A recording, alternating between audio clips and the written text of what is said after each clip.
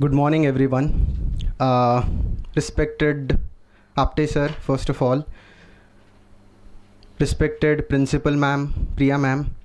I thank both of you for giving me this opportunity to interact with all the students and reach out to a wider audience through the visual medium to those of you who are listening online. I thank everyone of you who are present over here and who are going to be hopefully here for the next 1.5 hours. When I chose this topic, that is the India's foreign policy and its learnings, and what are the outcomes of all these learnings, and what are the lessons that we can derive, and what are the aims and objectives, and what is the vision that we can give to the India after the post-COVID world. I was just thinking to myself that I shouldn't be feeding information and just information, but probably analyzing this topic and giving all of you a food for thought, since just like Anaga ma'am said, that this platform is for opinion building. So in order to do that, I just thought to myself that the most basic way to start my topic of India's foreign policy is through giving away the definition of foreign policy and what it means. But I have found personally that definitions are always limiting, they're constraining, they're always microscopic, and they should not be told beforehand. Definitions are something that need to be explored at the end of the topic, and we collectively here during the course of 1.5 hours would try to come out with a definition of foreign policy, because I want to get through the point that foreign policy and its definition and the scope of foreign policy is much more, and it's huge, it's wide than what we think and what we envisage and probably what we've imagined till now. So the theme that I'm going to be discussing for the next 1.5 hours during the course of my discussion is foreign policy is nothing but the reflection of domestic policy. And I'm going to take you through the journey of India's domestic policy, the compulsions that we've had throughout the journey of India in this journey of 75 years, and all the things that have happened in the 75 years domestically. And we're going to discuss how they radiate outside and how this is all a radiation. And it's the reflection of these domestic policies that the foreign policy makers have, and that's how the foreign policy is made. So it's this very theme that's going to run common throughout the discourse that we are going to have through this 1.5 hours. Now let me start my talk with 3 instances, by giving you 3 instances. I'm just going to tell you the 3 instances wherein I'm going to link foreign policy and various aspects of our domestic life and domestic living, and then I'm going to start with a short story. I'm going to start with a short story, and I want you to hold on to that story because I'm going to come back to it a little later. And I want all of you to remember that story, because that story finds huge relevance in contemporary multipolar world. Thomas Friedman argues in The Other Arab Spring. Now we all know what happened during the Arab Springs, when all the authoritative regimes in the northwestern Africa and in the Middle East, so to say the West Asia from the Indian perspective, were turning democratic to the authoritarian regime. There were authoritarian regimes in many of the countries out there, and they were turning democratic. And the spree in 2011 was called as the democratic or the Arab Spring, because it was springing, it was blooming, democracy was blooming all across. So this whole bloom is a political move. But Thomas Friedman, in his book The Other Arab Spring, argues that between 2006 and 2011, something very peculiar happened in Syria before the Arab Spring took place. And that is, Syria faced droughts, Syria faced crop failures, Syria faced the urban pressure, the urbanization and the ghettoization, the food insecurity, the poverty, so on and so forth. And the whole reflection of this cycle of poverty, urbanization, soil degradation, economic biodiversity, ecological loss and biodiversity, all of this translated into the circle and the political upheaval, and turning this tide into what is called as the spree, that is the Arab Spring, thus linking environment and biodiversity to foreign policy. And it had global ramifications and implications running through Syria, and the waves were felt all across the Arab nations. The second instance that I want to talk about is, let's move to Africa a little. There is this region in Africa, in Sudan and South Sudan, which is called as the Darfur region. In Darfur, you look at the area of Darfur in Sudan, which illustrates and gives out the linkages between development and poverty. You will be able to peculiarly make out that it's very tangible that the region of Darfur compares itself with the region of Bundelkhand in Madhya Pradesh. It directly links itself with development and poverty, the aspects of developmental and poverty. And where there is lack of poverty and where there is lack of development, you have extremism in its extreme form, because there's always this linkage between development and extremism in the form of the soil degradation, like I talked about. Similarly, comparing it to the Syria at that point of time. Now, Darfur presents itself with communal conflicts. The communities there conflicted with one another over scarcity of resources. Darfur experienced land deterioration, just like Syria had. It had desertification. It had shortage of rainfall. And foreign policy, again, thus converging with the geographical aspect of it. Geography played hugely a vast marginal role in deciding the foreign policy of Darfur. And coming to the 1980s and 1990s, there were droughts in northern Darfur. So there was large-scale migration of communities from northern Darfur to southern Darfur, and thus dividing the nation of Darfur and thus dividing the nation of Sudan and creating Sudan and South Sudan. So desertification, rainfall, drought, intercommunal conflicts, lack of resources, all of these factors combine to break up a nation. These are intangibles that we often fail to see, but this have huge ramifications and implications on the foreign policy of a nation, and thus spreading far and wide across the Arab and across African nations, and thus breaking Africa and dividing this into many other countries. Moving on to another aspect, after seeing that there is a linkage between geography and foreign policy, after sharing that there is a linkage between environment and foreign policy, let's move on to South Asia, where something very similar and peculiar happened. And this is the pattern that runs through all across. So when you have natural disasters taking place in the Isles of Aceh in Indonesia, you have the 2004 tsunami that struck the islands of Aceh. You have the 2004 tsunami that struck the island of Sri Lanka. Now, both these countries were facing massive conflict and internal dynamics in terms of LTT and the Tamil question in Sri Lanka and the Aceh province, which was again a challenge to the Indonesian authority.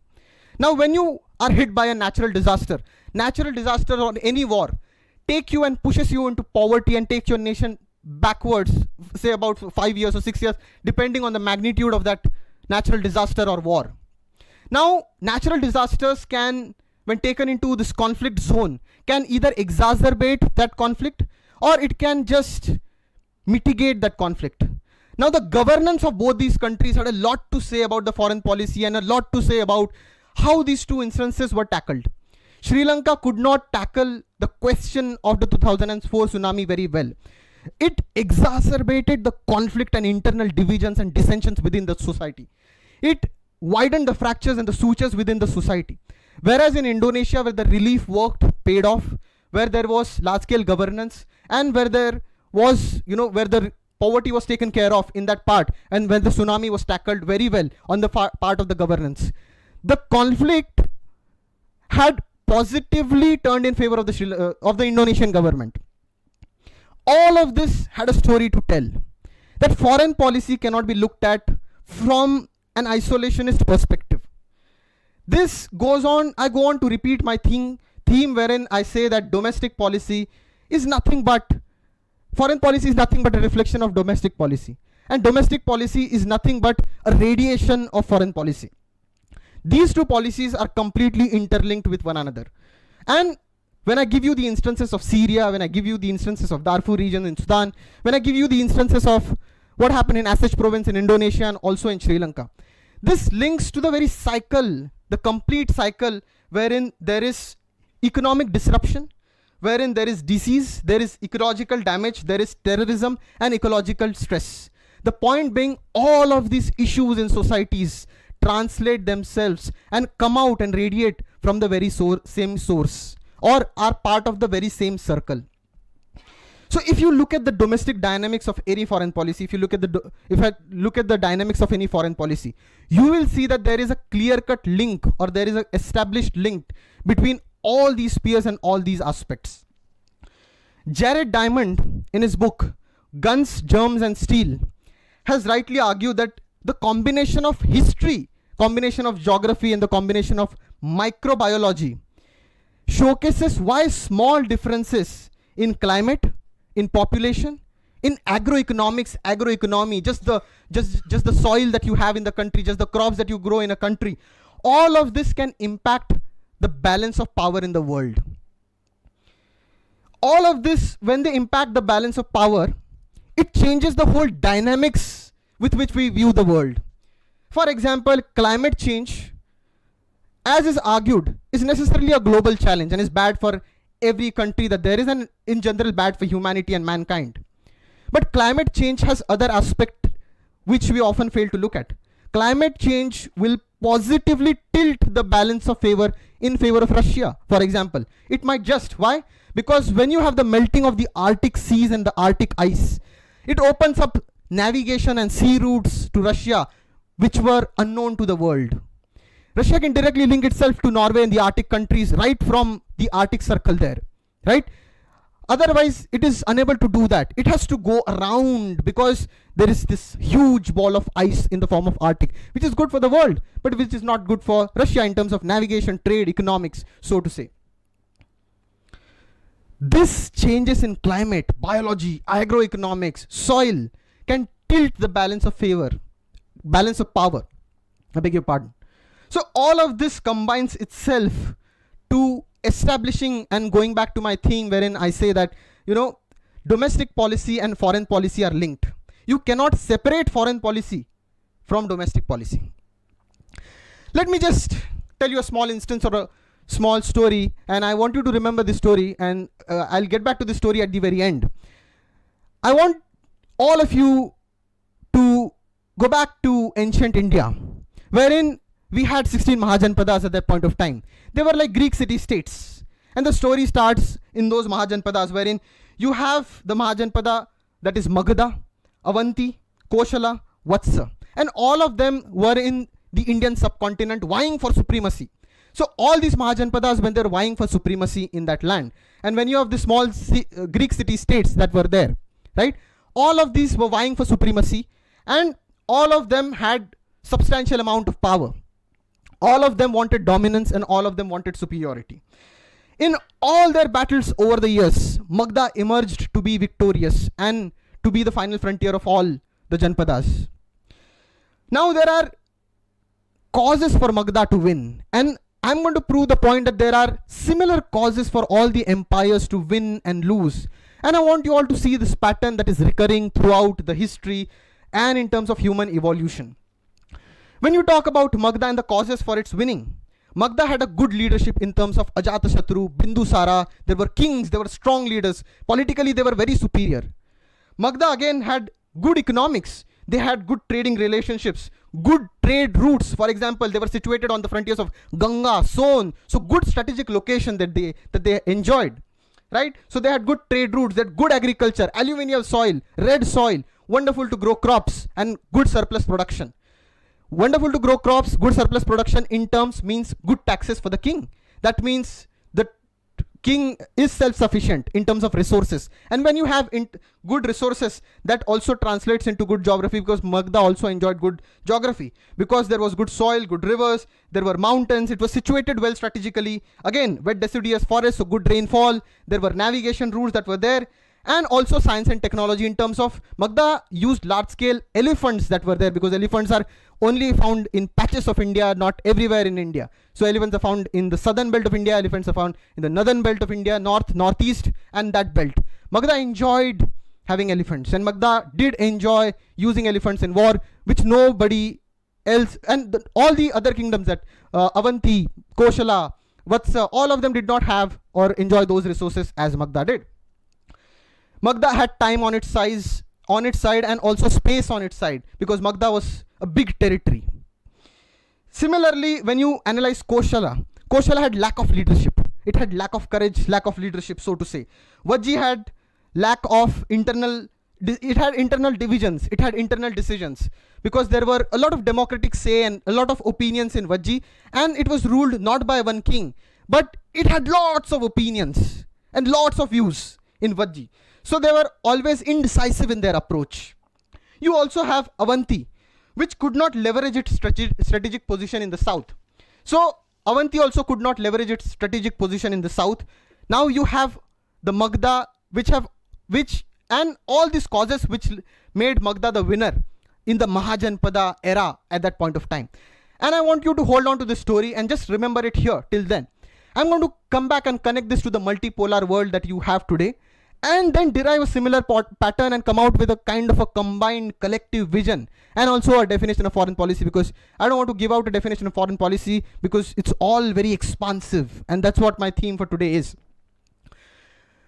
After having told you 3 instances and a story, I'm going to deal with 2 important foreign policy security aspects that again find itself in a combination which reoccur today continuously in spite of India being a nation, in spite of it being 75 years of independence, so on and so forth. The 2 major foreign policy challenge, according to me, in front of India is security first of all, and second is nationalism. The aspect of security of this Indian subcontinental or Indian geography. Now, when I utter the word Indian geography, don't just think about India in terms of India and Indianness. I want you all to dissociate yourself with this Indianness for a moment. I want you all to think about only Indian geography. Cut out the nationalism part of it for a while, just for the purpose of analysis. When you look at the Harappan civilization that was there in those times, the dwindling of Harappan civilization, or one of the reasons of going away of 5,000-year-old civilization that was there, that was prevalent at that point of time, was the attack from the northwest. There has been always an attack from the northwest. If you see the history of India and the Indian geography, go back 5,000 years ago and you have attacks from the northwest. One of the reasons for death of Harappan civilization, which was an urban civilization which depicted modernization, urbanization, so on and so forth, was the attack from the northwest frontier of India. So the border with India and Pakistan, that porous border has always been vulnerable for New Delhi. Look at the disunity that was there in the times of Porus. Alexander the Great came to the borders of India, and the reason that he could come there was the disunity between kings. So the northern border has not only been porous in terms of boundaries. The northern border, northwestern border of India has always been porous in terms of disunity, or so to say, a fluid organization of human beings where human beings have not been able to cooperate that much and safeguard that frontier of northwest. Look at now, just in contrast to Harappan civilization and what Porus did, look at Chandragupta and Ashoka. The first policy decision that they took was to safeguard northwest frontier border, to block the northwest so that they can have a consolidated rule over the whole of India and the Indian subcontinent. Moving on to the Mauryan Empire at that point of time, one of the reasons for the collapse of the Mauryas was again the neglect of the northwest frontier. So the similar pattern recurring all across this. And this is the analysis that we need to look at, because there's a similar pattern that is recurring. Because unless we understand the porousness of the northwest, it will not receive the kind of attention that it needs. Mauryas again had the stagnation of their economy, again the lack of leadership and being too centralized. Look at the Guptas that declined, that came after the Mauryas. One of the reasons again was the internal divisions and internal decisions, and not being able to organize human society, because society in India has not been homogeneous right from its inception. Society in India has always been heterogeneous. So there is always a challenge before the rulers to unite the Indian society. What is the center of the union around which we all unite? People here are belonging to different castes, religion, customs, cultures, so many divisions, different religions and regions from the swaths of this land of the subcontinent. What do we revolve around? The French can revolve around the same language. Pakistan can revolve around the same religion. But what do we revolve around? What is our centaur? That is the larger question that looms before all of us. Looking back at the Guptas, the dwindling of the Guptas again, one of the reasons for the decline of the Gupta ruler was again the neglect of the northwest frontier. Again, the Turks came from the northwest. They could enter India again from the northwest because of lack of unity among the kings who were ruling the Rajputana belt at that point of time. The lack of unity there again led the Turks to enter India. The Turks did enter India, and after that, you had the decline of the Turks because the Shakas came, so many of the Greeks came, and all of them came from the northwest. Once you have all of this attacks from the northwest, of course, it had a lot of cultural assimilation and amalgamation in the Indian society. But having said that, the next rulers that came to India were the Delhi Sultanates again, who declined because of their corruption, because of stagnancy, and were attacked from northwest again during the Battle of Panipat.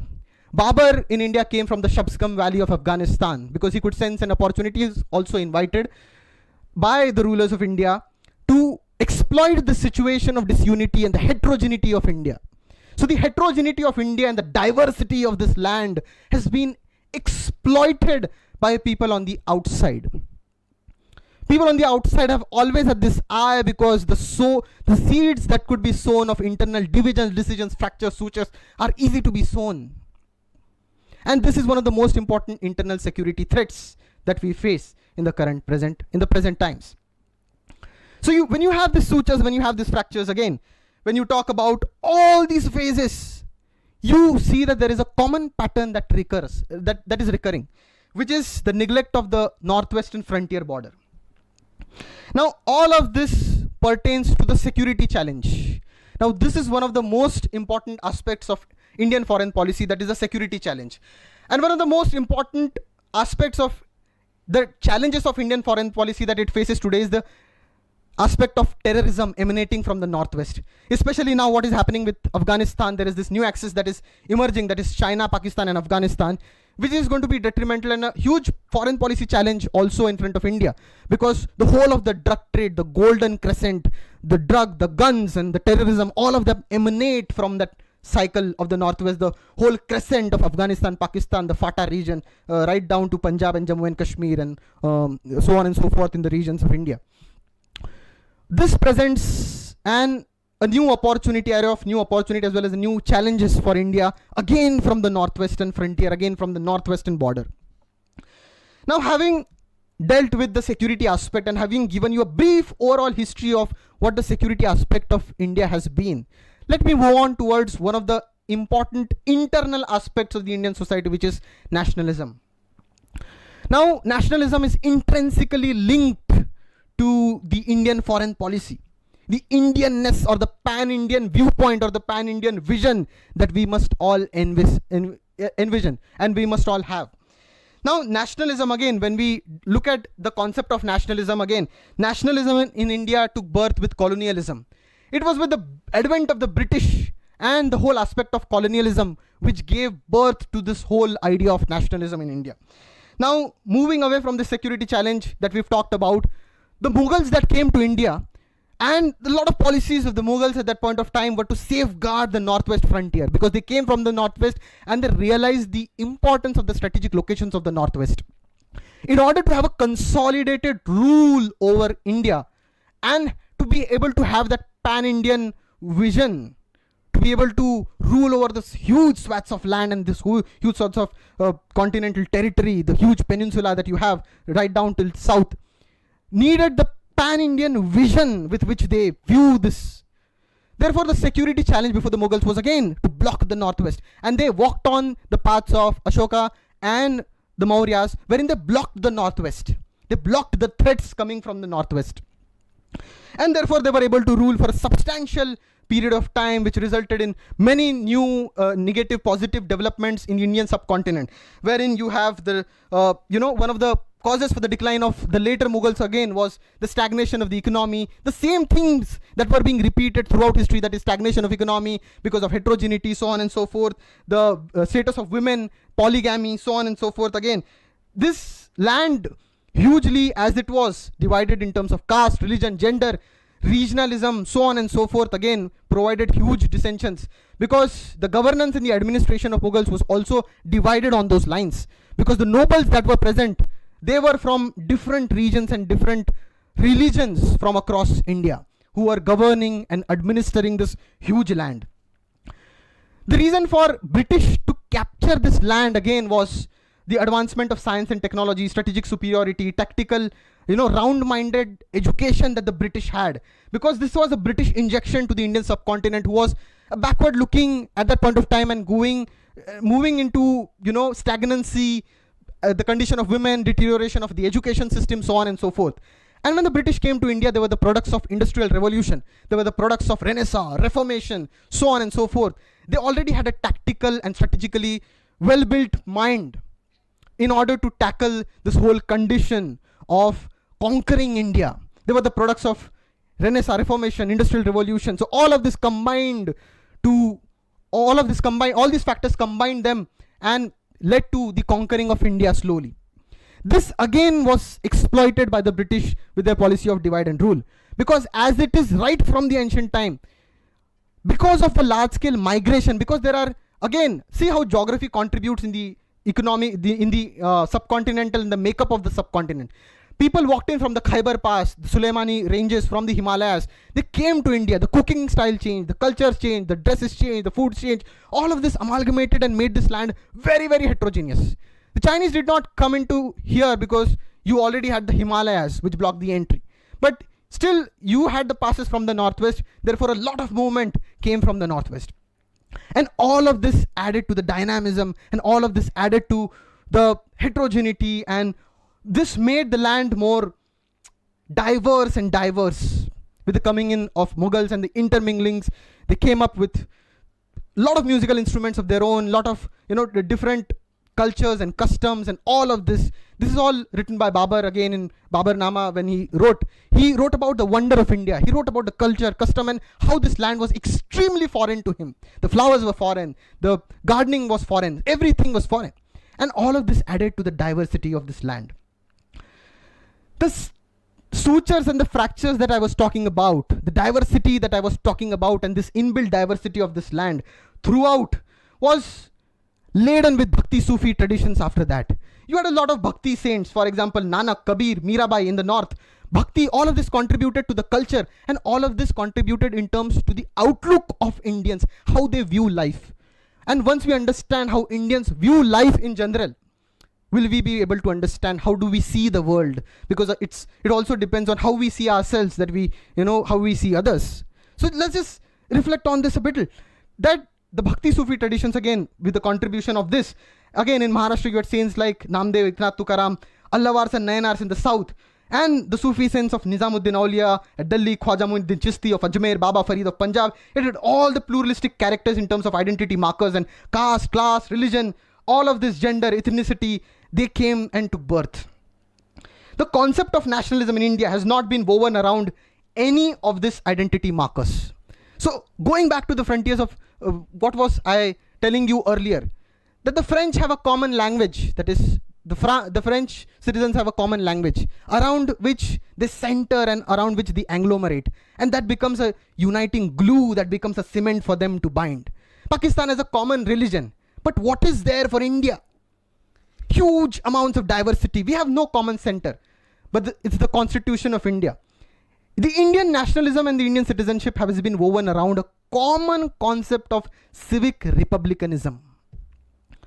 And when you talk about civic republicanism, you don't have any such markers of gender, caste, class, religion, which is the marker of your identity as an Indian. So this, we still, being in prismatic societies that we are still trying to transition into a pan-Indian identity. And since the fulcrum of our nationalism is not any of the identity markers of the past prevalent in the subcontinent, with the growth of capitalism or with shrinkage of public spaces and past identities, it makes the job all the more difficult to identify ourselves as Indians. According to me, it is very, very difficult to identify oneself with Indianness. Why? Because a lot of my identities come in my way. Because it is easy for me to identify with my gender, with my caste, with my community that I come from. And Indianness seems a little afar. All of this combined to living, and all of us living in small little communities. Now, how do people in Indian subcontinent live? Right? So where people live in societies which are caste based, friend circles are chosen on that basis, and most importantly, marriages are done on that basis. So this basic belief systems runs contrary to the making of modern secular Indian, pan-Indian identity. And all of this shapes our outlook towards our foreign policy. because we are not able to come out of this shackles of small little petty caste, class, religion, gender biases. Once we come out of that biases, will we be able to think of the global world, and will we be able to have a vision for India? That's the point that I'm trying to establish through the history that I've given till now. So, like I said, that, with the challenges of today's challenges, with vote bank politics that you have, or the colonial byproduct that you have, capitalism is intermixed with caste, religion, hatred, dislike, right? Which is based on the conduct of foreign policy of Indians, and all of this contributes to the outlook of Indian foreign policy and how we visualize the world. And it just makes the vision very narrow and a little weak, if I could say loosely. So public opinion on foreign policy remains a little uncooked, and a very little understanding of all of that exists, because we have all these identity markers which prevents us from breaking these shackles and breaking this chain to enjoy real freedom and to be able to see the real world as a pan-Indian Indian citizen. So through these instances and stories and two pillars of security and nationalism, the main theme of my talk here is to showcase that there is very little difference between domestic policy and foreign policy. It is a reflection of what we do internally that radiates outside. It is how you are within that comes on the out.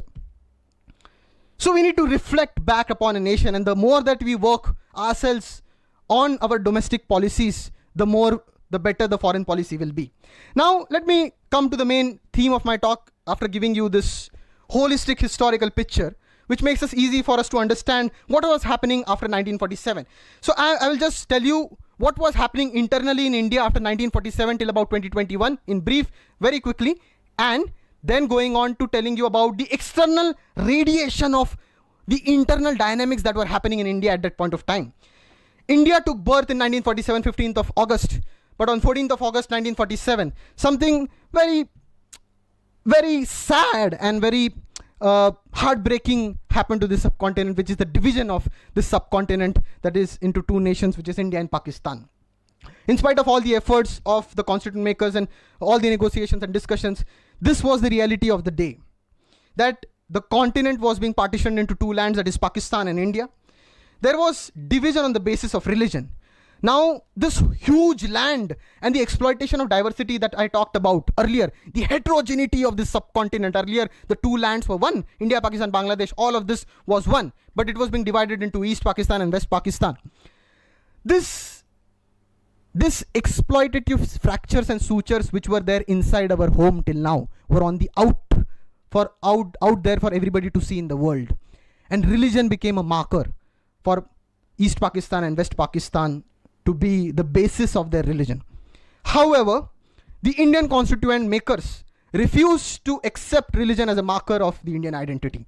And that is what I talked about, the civil republicanism and constitution of India took birth, wherein we cannot have one identity marker for this land. And we have this huge Ganga Jamuni Tehzeeb that is there, or the syncretic tradition of the land in the subcontinent that was prevalent in the culture, and therefore our nationalism was woven around the security angle and the Indian identity. Therefore, it is not just important to be Indian, not just by citizenship, it is very, very important to be Indian in spirit and by heart, to be able to exercise any surmountable amount of foreign policy vision and analysis.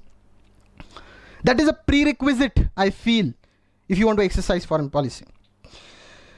After 1947, we had 1948 war with Pakistan. You had the weaving of democracy, socialism, secular credentials, and we were experimenting ourselves democratically in terms of universal adult franchisee and the voting rights that were granted to the citizens of India at the age of 21. So all of this came. And what were the internal happenings that were happening in India in terms of 5-year plans, 1951 to 1956. We had the linguistic challenge before the constituent makers. Lingualism and how the basis of the Indian states were being formed. You had Andhra Pradesh that was being created, carving out of the Madras province that was there. We had the partition, weak nationalism, PLAT 480 program, the University Grants Commission came up, IITs came up, and all of this, the community development program came up. agriculture was the priority, where 85% of the Indian agriculture population was under, it was in the agriculture sector. We had Damodar, Bhakranangal, Kosi, Hirakund projects, Fertilizer Corporation, ICICI Bank. India was focusing on the internal development in the first decade of India's independence. And since we had to focus on the developmental aspects within India, and we were trying to course correct the regional balance in terms of heavy industrialization, Bhel, SAIL, Bhila industrial plants, LICs, BSEs, so on and so forth. In order to have all these internal dynamics, we had a foreign policy which reflected and which mirrored the changes that were taking place within India. Now, what kind of external foreign policy did we have in the first decade? It was categorized into what is called as optimistic non-alignment movement. And when we speak about optimistic non-alignment movement, in 1945, when India took birth, it could not choose its external circumstances. When we are operating in a normal world, when India as a nation was trying to operate and carve out a space after its birth, it was a newly born baby. And what did it have? The world was divided into two blocks. The world was already gripped by Cold War. It had to take positions. It had to take positions and it had to take sides. But the leaders in India at that point of time rejected the idea, just like they rejected the idea of a common marker in terms of nationalism. They also rejected this idea of the common route that many other countries took, which is the joining of either of this bloc. In 1945, you have the Cold War, the ideological war. World was already divided into the blocks of capitalism and communism. And NAM came in, which is non-alignment movement, which is not joining either of these two blocks. Again, why? Mirroring of internal dynamics. Since we had to focus on all the internal dynamics that I talked about, the internal development of India, it chose not to join either of these two blocks. We did not join either of these two blocks and thus took birth the non-alignment movement. Since development, nation building was a priority. Now just look at the history of United States and United Kingdom. When they were trying to develop and when they were having their industrial revolution, they enjoyed large-scale peace in the world. They had peace in the world. There was no conflict. So they could industrialize, modernize, urbanize. But when India was just trying to take birth, India was just born, you were compelled to take sides. So once you come out of slavery, you have slavery at the international level, because any compulsion is in some form a kind of slavery. So this again goes on to showcase the vision that Indian constituent makers had, which is about non-alignment movement. Non-alignment movement again was about decolonization. It was about non-interference between the affairs or internal affairs of countries. It was again respect for sovereignty. It was again, there was no military conflict as a result of that. Again, we wanted to save our resources for this. Again, saving of resources. And we received help from both blocs, that is the USSR and the United States of America. Self-determination and strategic autonomy became a priority for us. Having said all of this, non-alignment does not mean inactiveness in world affairs. Does not mean being a mute spectator of what is happening in the world affairs. We also participated in the Korean War and the drawing of North Korea and South Korea boundary that is there. We also criticized the United States in 1955. Imagine India just coming and taking birth in 1947 and criticizing the most developed nation in the world at the United States, the United Nations, in terms of what was happening in Czechoslovakia. Many of the developed nations at that point did not dare to criticize, because when you criticize, you do enjoy a substantial amount of power to back that criticism, because only when you have something would you have the courage to criticize. But India was just taking birth and it had the moral courage to criticize the United States in 1955. We again criticized the colonial powers for colonialism, opposed the apartheid regime in South Africa. We signed the Treaty of Friendship with Nepal and Bhutan and trying to savor our relations with neighbors, the new neighbors. This Treaty of Friendship with Nepal and Bhutan and good relations with neighbor were being carved out at that point of time, just showcasing the fact that non-alignment movement does not mean inactiveness in world affairs. Now, there were a lot of negatives also with respect to non-alignment movement. It was not completely non-alignment. We were tilting heavily towards the USSR. We were tilting heavily towards today's Russia. We did not care to keep an eye again on the northwest frontier and the new neighbor of India, that is Pakistan. Because in international relations, Where you stand depends on where you sit. And you cannot afford to take your eyes from what others are doing, because it's all relative. International relations is fluid, it's all relative. You cannot just look at yourself and mind your own business. You also have to see what others are doing. When we were looking for non-alignment, Pakistan and China was taking a position. It was taking a position. And we neglected this position again, taking our eyes off the northwestern frontier, so to say. So some call NAM and idealism, some call it realism, and some call it Indian exceptionalism, or unique Indian strategy to counter many of this. Shashi Tharoor again calls NAM. He gives India, he said that NAM gives India a necessary leeway, a necessary, punch. As C. Raja Mohan has also rightly analyzed NAM, and he calls NAM, and he says that India was punching above its weight, that India did not have the might or the power to criticize those powers, but India was criticizing those powers with the statesmanship of our leaders like Pandit Nehru and Sardar Vallabhbhai Patel. So all of this in totality has a link with what India was doing internally, and it's the radiation of what India wanted to do internally that it was radiating outside. Now, what was the learning from this first decade of India's foreign policy? There is a need that was felt all across.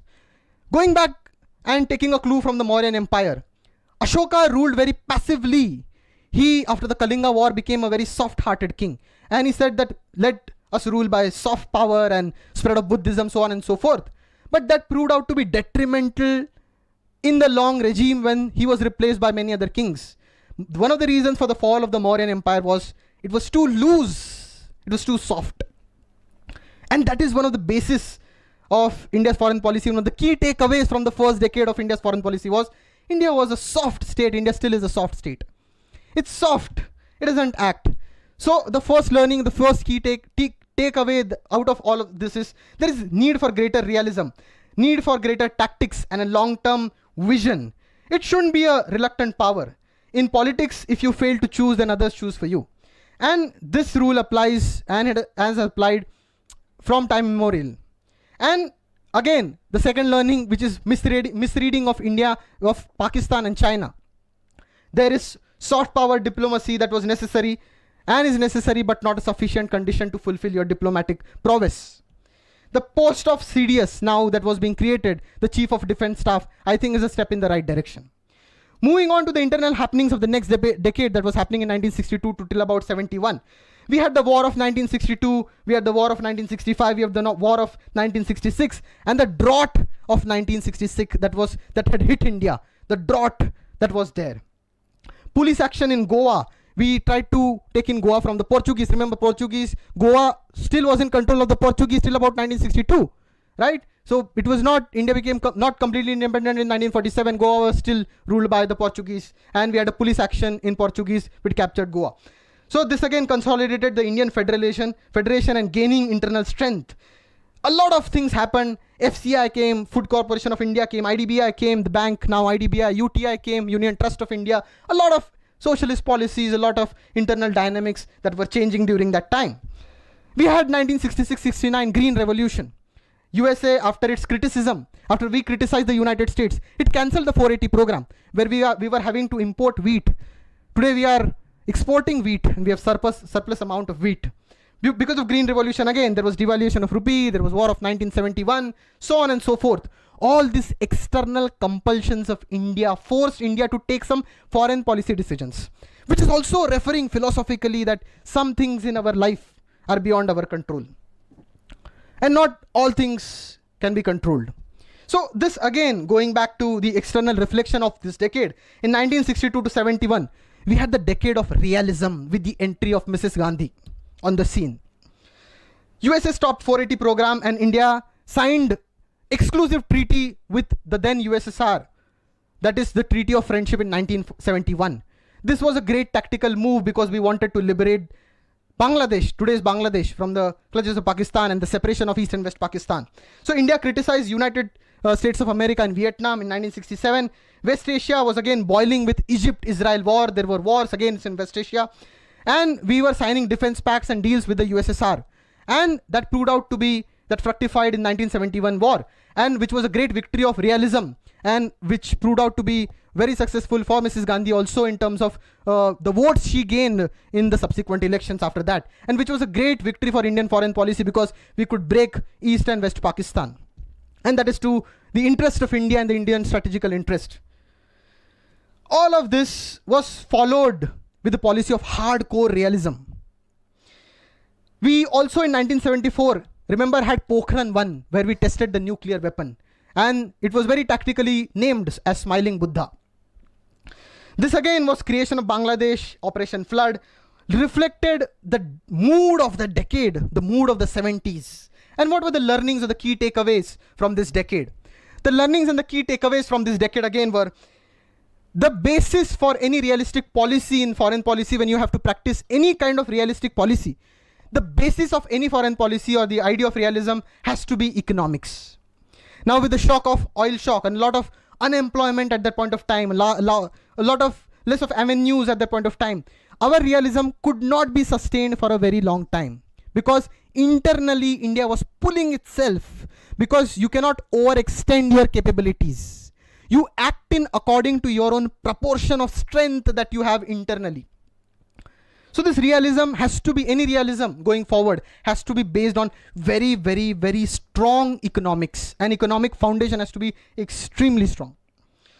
Neglect of eye on China again, because China at this time was leaving the USSR when we were tilting towards the USSR. So the tilt in South Asia, you see, India was tilting towards the USSR and China was tilting towards the United States of America. So this is a change with which China views the world, and this is a change with which India viewed the world. China's equations told itself that it had to turn towards the United States, and India turned towards the then USSR, today's Russia. The internal happenings after 1971 till about 1991, again, we had the mini constitution, we had emergency, which was a blow to democracy, outright institutional, blow to all the institutions that were, laid and woven by the constitution makers, and it was a mockery of the Indian democracy, a blot on Indian democracy in 1976 with the announcement of the emergency. We had Operation Blue Star in 1984, and all of this, the Bofors scandal in 1989, but similarly happening a telecom revolution, a literacy mission revolution, many other internal developmental projects that were happening in India. And what was the reflection of these 2 decades of 1971 till about 1991? There was greater Indian regional assertion. The economics of India and the dynamism of India till now and the safeguarding of Indian democracy gave itself the confidence to assert itself regionally. What did we have in this decade? We annexed Sikkim in 1975. There was annexation of Sikkim. There was nuclear explosion, like I told you. There was intervention in Lanka. The Indian boots and the soldiers of the Indian boots first time stepped on the Lankan soil in the LTTE question, so on and so forth. We also had a counter coup in Maldives, right? So we were asserting ourselves regionally, attacking frontally, and we were very active in terms of all of this. There was domestic security challenges also assumed. Punjab was boiling with the Khalistani movement. Northeast was boiling with secessionist and separatist movement of a separate Nagaland, of a separate states. It was also boiling with Jammu and Kashmir. Jammu and Kashmir was boiling at that point of time. Tamil Nadu did boil. So all of this in 1991, the Gulf War, the balance of payment crisis in 1991, all of this were the pulls of the Indian foreign policy, and the Indian foreign policy did reflect on all these terms and on many different fronts. What were the learnings that we can derive from this? And these learnings, if you notice, I'm going back to this learning analytically, referring to the historical aspects because these learnings are recurring. They are the same. Referring to the point that even if we correct a historical mistake, or even if we do not repeat a mistake, will go a long, long way in correcting the course of foreign policy. What were the learnings out of this decade? There is a need for multi-alignment that we have. There is any quest to maximize options and expand space naturally requires engaging multiple players. We need to engage with multiple players because foreign hedging and strategizing and maneuvering requires a lot of maneuvering and deftness. Security is not just military. When we look at the term security is not just in terms of military aspects. Security is economic security. Security is energy security. Security is environmental security. Security is human security.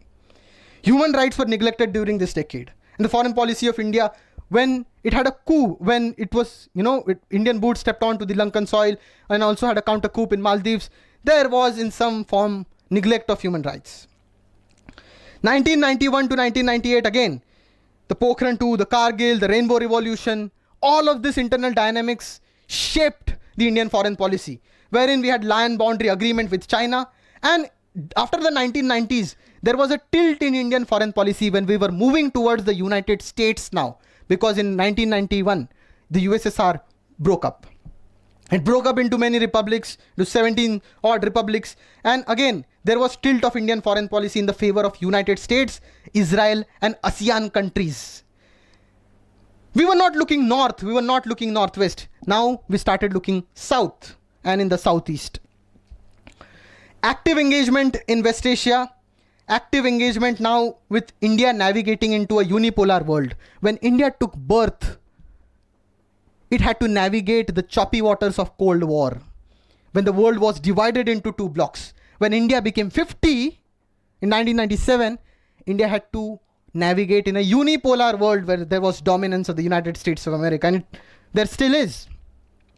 Now when India is 75, India is having to go back to a choice that it made in 1947, very interestingly, when China is rising and asserting itself. When it will have to choose and maneuver between the bloc, if at all it consolidates, between a Chinese bloc and the bloc of the United States. It is in a similar situation that it was situated in 1947. And there are many such situations which reoccur, because many of the theorists, many of the philosophers do argue that history is cyclical in nature. It keeps on repeating. So this again, the learnings from this decade was, the first learning that I could derive was low risk, low return. If we are not able to take enough risk, there is not enough return. Importance of time and space. Again, expansion of, expansion in uncharted territories and islands, because our foreign policy was restricted to the power blocks. We were not looking to the many nation islands and many uncharted frontiers of Africa, Latin America, so on and so forth. There is need for reading into the right things. Foreign policy is all about dealing with reading of the right situation. Now, India misread the situation of Jammu and Kashmir when it went about Jammu and Kashmir in the United States. This is the repeated mistake that haunts India till date. Because with respect to Jammu and Kashmir, India went to the United States in 1947, and that was a complete miscalculation and misreading of that situation. We were not real enough to gauge the contemporary world hardcore power politics. And we were very idealistic. Now, India again, after reading this situation and misreading this situation, in 1960s, in 1980s, again after 2001, India underestimated the power of Pakistan in many ways, is my opinion. Pakistan has always been the frontier in the global strategic vision of the United States of America and also China. It has been important to both China and Pakistan. Therefore, the importance of Pakistan becomes a little bit more than what it is, so to say, because they fix very well into the long-term vision of the United States of America and China. After the miscalculation of all this and readings, we come to 2014 phase. The 2014 phase is largely a phase of energetic engagement and a positive development when it comes to foreign policy. Non-alignment turned into multi-alignment. We have had the policy of Sagar, that is utilization of Indian Ocean. We have the Act East Asia policy that was being translated into Look East. We have the West Asia policy. And C. Raja Mohan has very well categorized the three republics of India, the First Republic, Second Republic, and the Third Republic, which he calls as the Modi era after 2014. In the era of 2014, we have large-scale cultural diplomacy, the soft power diplomacy. Buddhism, yoga, films were being utilized and exploited to India's benefit. We have large-scale diaspora engagement where the Prime Minister actively engages with the diaspora of India. And also going back to Kautilya's strategic realism in the form of cold, stark doctrine and hot pursuit of, we recently have seen what had happened in 2016 after the Uri attacks, the Balakot strike, or also going into Myanmar and hitting the enemy by infringing into the territory of the enemy. India's perception and image largely seems to have improved in the last decade or the last few years. The key takeaways from all of this, and the key learnings from all of this, and the key takeaways and the key dynastics or the dynamics of all of this was largely the learning part of it. But my personal key takeaways from this whole journey of India that it traversed across 75 years, I have a few key takeaways to share.